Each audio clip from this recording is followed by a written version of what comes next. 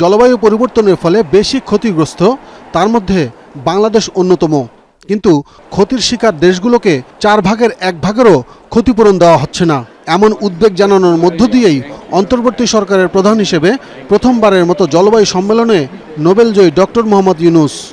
Professor Yunus সবাইকে ডেকে বলেছেন যে যাতে আমাদের এই যে আমাদের যে পুরো এফার্টটা যাতে পুট আপ করি, যাতে সবাই মিলে আমাদের ডিমান্ডটা যাতে ফাইনাল ডিক্লারেশনে আসে।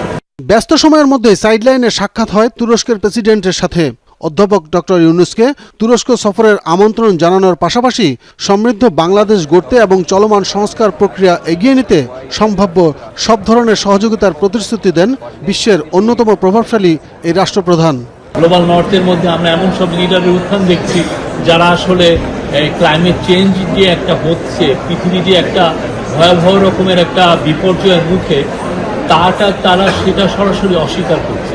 অধ্যাপক ইউনূস তুরস্কের প্রেসিডেন্ট ও ফার্স্ট লেডিকে বাংলাদেশ সফরের আমন্ত্রণও জানিয়েছেন সাইডলাইন সাক্ষাতে।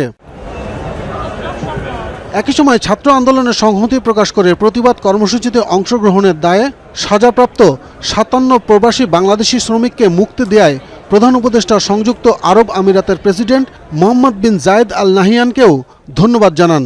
আমাদের তরফ থেকে দেখা যাচ্ছে যে আমরা ইনভেস্ট করছি প্রায় $3 বিলিয়ন, তো আমার ক্ষতির শিকার হচ্ছি $11.5-12 বিলিয়ন। তো সেই জায়গায় আমার $8-8.5 বিলিয়ন মতো একটা গ্যাপ থেকে যাচ্ছে। তো এই টাকাটা আসবে কোত্থেকে? আমি তো প্রচুর রিচ কান্ট্রি না।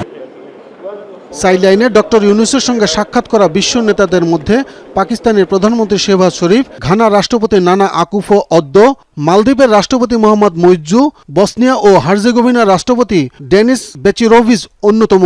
এছাড়াও বেশ কয়েকটি গুরুত্বপূর্ণ রাষ্ট্রপ্রধানের সাথেও সাক্ষাৎ করেন ডক্টর মোহাম্মদ ইউনূস।